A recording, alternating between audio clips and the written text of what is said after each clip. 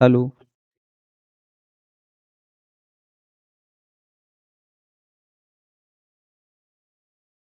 और वो हम्म,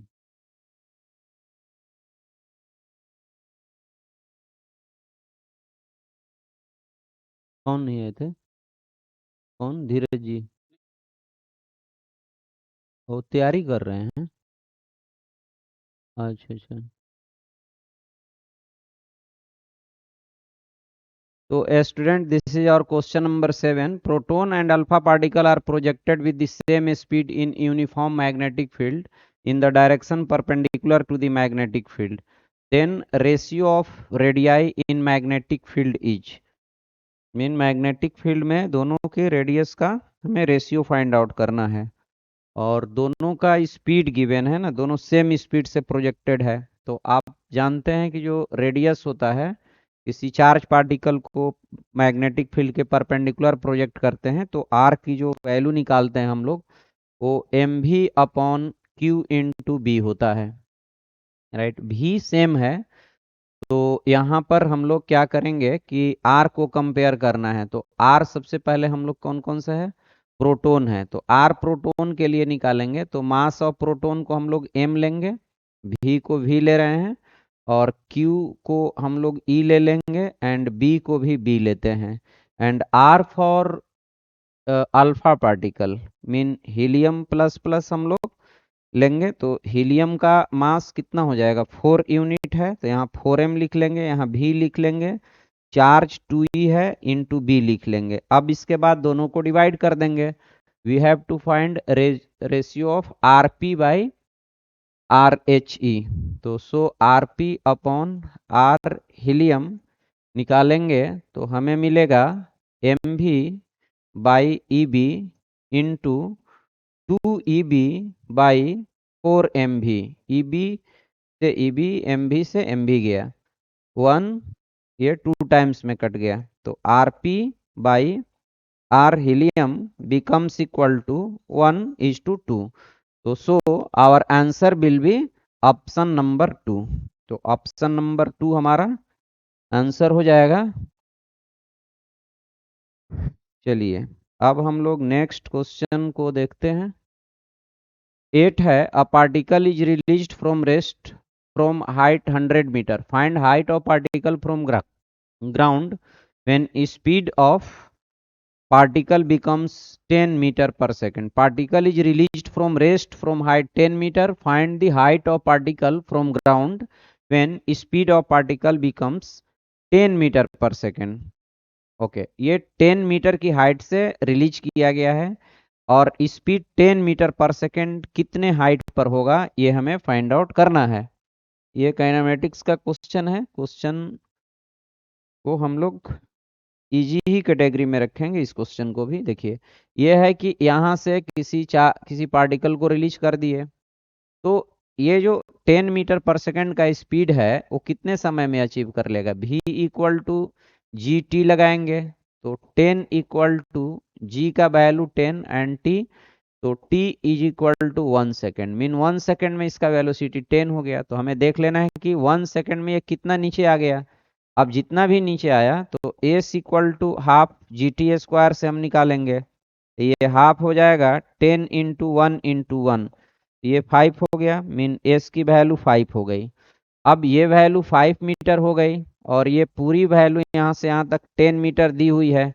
हमें इस हाइट को फाइंड आउट करना है। तो h equal to what, obviously h will be 10 - 5 equal to 5 metre. तो so our answer will be option number 5। Now we see next problem. Question number 9. The efficiency of an ideal heat engine working between the freezing point and boiling point of water is। Right, तो ये हमारा freezing point 0 degree C होगा and boiling point 100 degree C होगा। अब हमें इस पर efficiency निकालना है ideal heat engine mean Carnot engine की। तो ऑब्वियसली जो ईटा होगा ये 1 - T2/T1। So eta equal to 1 - इसके लिए अगर 0 डिग्री तो 273 हो जाएगा, एंड ये हो जाता है आपको 100 डिग्री, तो 273 में 100 को ऐड कर देंगे, तो ईटा becomes 1 minus 273/373, but we have to express the result in percentage, so should multiply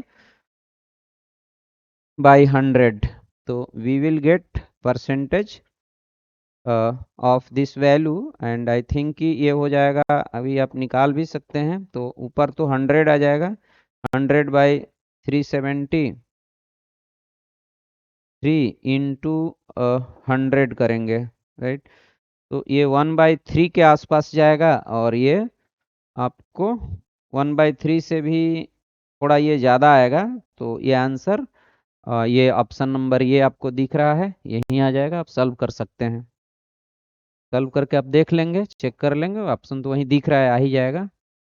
अब हम लोग नेक्स्ट स्लाइड की ओर चलते हैं, question number 10। The dependence of acceleration due to gravity g on the distance r from the centre of the earth assume to be a sphere of radius r of uniform density.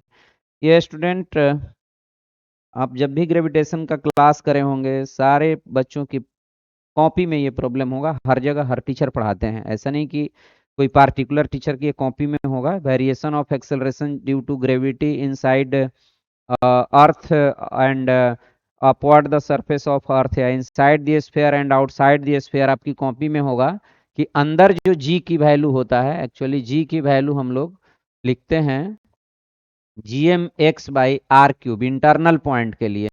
तो so internal point के लिए ये proportional x होता है, तो graph का nature ऐसा होगा इंटरनल के लिए, एंड एक्सटर्नल पॉइंट के लिए gm/x² होता है, जहाँ x सेंटर से दूरी होती है, तो वैसली नेचर ये होगा, तो this will be gx relation. तो आई होप कि आंसर नंबर ऑप्शन नंबर, देखिए ये दो ऑप्शन तो एक ही, नहीं नहीं यहाँ पर थोड़ा ये है, तो ऑप्शन नंबर 4 हो जाएगा, ये स्ट्रेट लाइन होगा और इसके बाद ये कर्व बनेगा, क्योंकि एक्स प्रोपोर्शनल है जी का, तो प्रोपोर्शनल के लिए ये स्ट्रेट लाइन, और यहाँ इन्वर्सली रिलेशन है, तो इसके लिए आपको उस तरह का कर्व बनेगा एक। अब हमें नेक्स्ट क्वेश्चन देखना है, नेक्स्ट क्वेश्चन है two mirrors are inclined at an angle theta equal to 75 degree as shown in the figure. Light rays incident as shown in figure, total deviation of light will be। अच्छा, यहाँ net deviation बोला है निकालने, तो देखिए यहाँ पर तो डेविएशन का जो फॉर्मूला होता है, deviation in the case of reflection we have, formula होता है स्टूडेंट कि जो डेल का वैल्यू होगा, पहले ये देखिए यहाँ पर एक प्लेन मिरर है मान लो, और यहाँ से रे ऑफ लाइट आकर के आई एंगल पर इंसिडेंट हो गई, यहाँ से भी एंगल जो आर बनेगा वो आई के इक्वल होगा, मीन ये टोटल एंगल जो है 2i है, ये इनिशियल पाथ है, और ये डेविएशन हो जाएगा, the angle between initial and final path is equal to deviation, so we have del equal to, ये जो वैल्यू होगा 180 से 2i को माइनस कर देंगे, 180 minus 2i, this is the formula for deviation of light, right.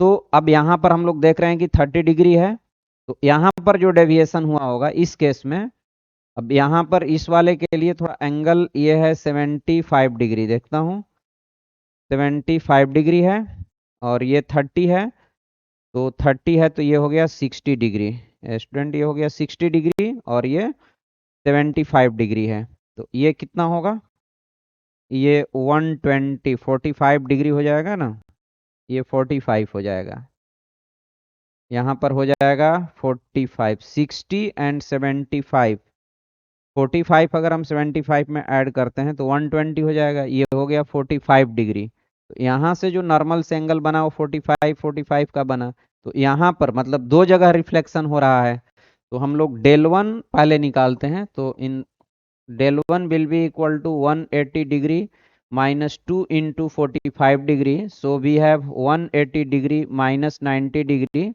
Equal to 90 degree, and del two हो जाएगा student 180 degree minus 2 into we have 30 degree, तो so here del two will be equal to, ये 120 degree. अब 120 degree and 90 को हम add करते हैं तो वी विल गेट 210 डिग्री।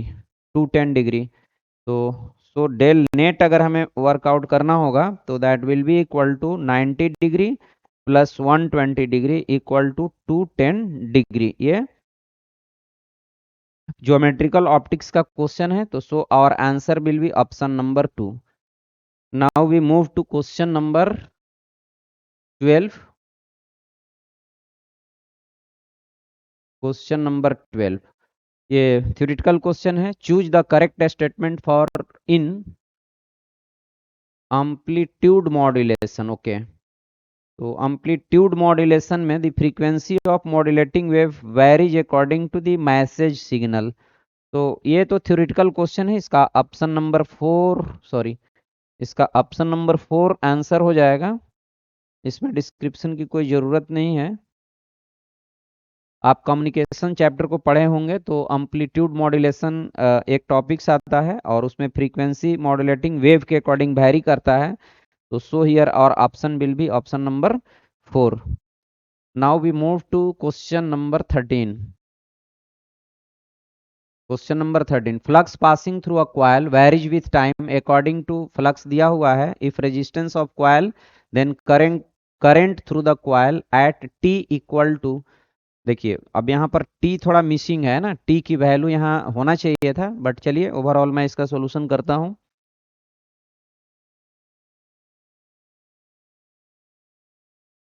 देखिए स्टूडेंट यहाँ पर t की वैल्यू मिसिंग है, बट सबसे पहले आपको करना क्या है कि हमें ईएमएफ निकालना है D phi by D T करके। अब ईएमएफ की वैल्यू यहाँ पर हो जाएगी जब इसका आप डिफ्रेंसिएशन कराएंगे तो this becomes 15t² plus 18। Now if you put value of t you will get EMF, value of EMF. Now value of EMF is divided by 5 kilo ohm, then you will get answer. तो I hope कि आपका answer होगा I equal to E divided by 5 into 10⁻³ mean I equal to 15t² plus 18 by 5 into 10⁻³ ये 5 है। अब t की value put करने पर आपका आंसर मिल जाएगा और आंसर हो जाएगा option number 2। Now we move to next slide. Question number 14। Question number 14, decay into इतना how many alpha and beta particle will be emitted. मतलब यूरेनियम 238 Pb206। तो देखिए जो मास का वेरिएशन होता है ना that is due to alpha particle. तो हम लोग अल्फा पार्टिकल की को फाइंड आउट कर सकते हैं, है ना। अल्फा पार्टिकल को फाइंड आउट करेंगे एंड देन हम लोग बीटा को भी फाइंड आउट करेंगे, बट आई थिंक कि इसमें भी यहाँ पर नंबर होना चाहिए जो 82 आएगा। देखता हूँ।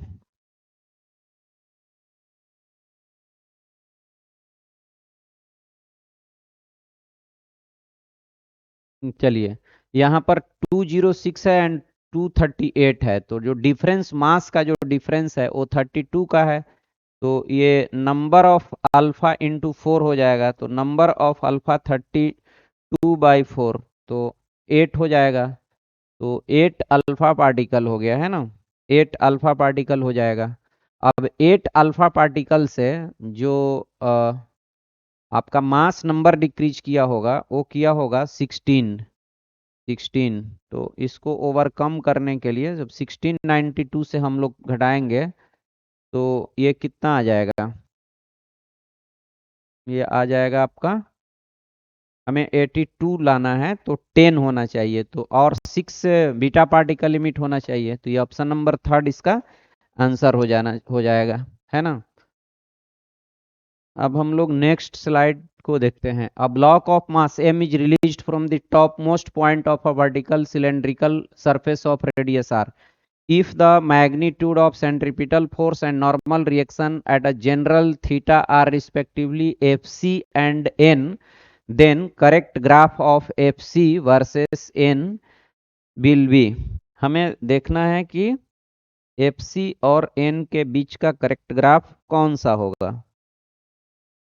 राइट। अब हम लोग सबसे पहले तो ये अगर इसका रेडियस मान लो r है तो ये जो हाइट डिक्रीज हुआ है वो होगा r साइन थीटा। तो यहाँ पर हम लोग वेलोसिटी फाइंड आउट कर सकते हैं। देखिए नॉर्मल तो ऐसे लगेगा, फोर्स ऑफ ग्रेविटी नीचे की ओर लगेगा, ये एंगल थीटा है तो ये भी एंगल थीटा हो जाएगा, है ना, ये वाला एंगल थीटा हो जाएगा और हमें चाहिए ये, तो ये 90 हो गया, तो ये 90 माइनस थीटा होगा, तो इधर की ओर एम जी साइन थीटा होगा और ये जो कंपोनेंट होगा इधर ये हो जाएगा एम जी कॉस थीटा।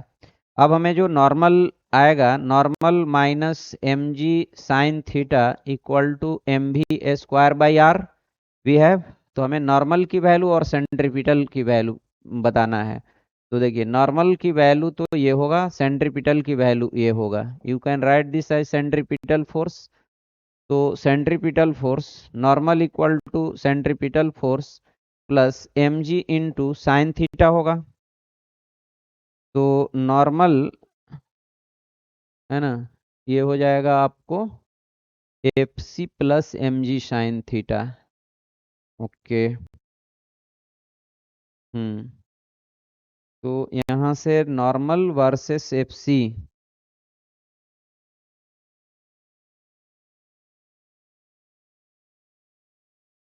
तो यहाँ